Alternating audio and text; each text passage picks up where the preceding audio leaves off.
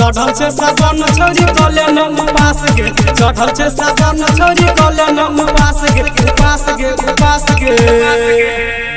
कबर उठा के चले न बाबा धाम गे कबर उठा के चले न बाबा धाम गे चढ़ल छे सावन छोरी कले न उपास गे चढ़ल छे सावन छोरी कले न उपास गे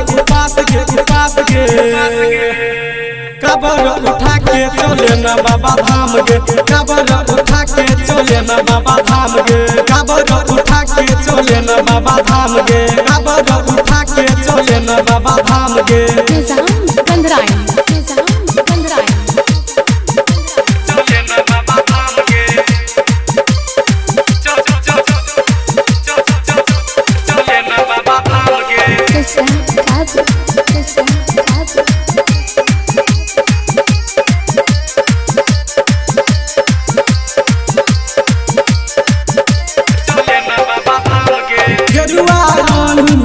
के सजा ले चलो भी सकना हम कबर उठा ले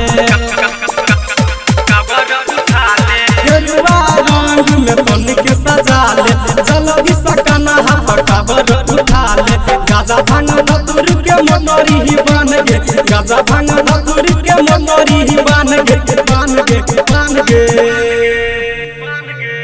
कबर उठा के चले न बाबा धाम गे कबर उठा के चले न बाबा धाम गे कबर उठा के चले न बाबा धाम गे कबर उठा के चले न बाबा धाम गे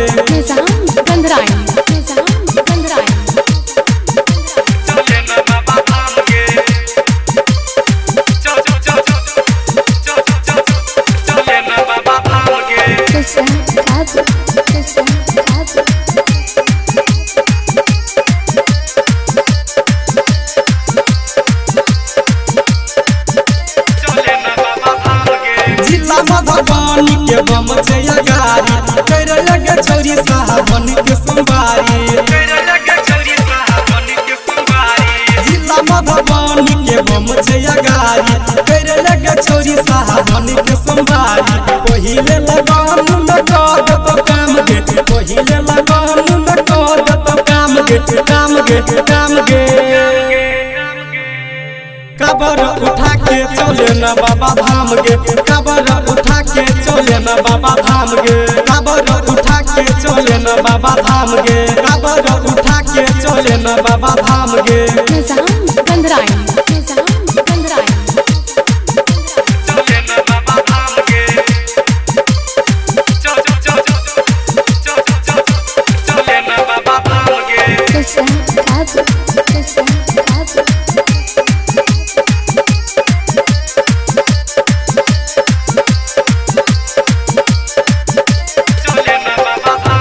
खबरिया चोटी को मगन गे सिकिन सलिंदर जच देव घर गे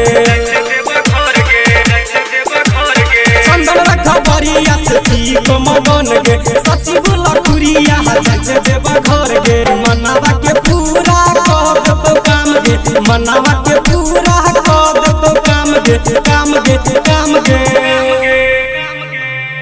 कबर उठा के चले न बाबा धाम गे कबर उठा के चले न बाबा धाम गे कबर उठा के चले न बाबा धाम गे कबर उठा के चले न बाबा धाम गे।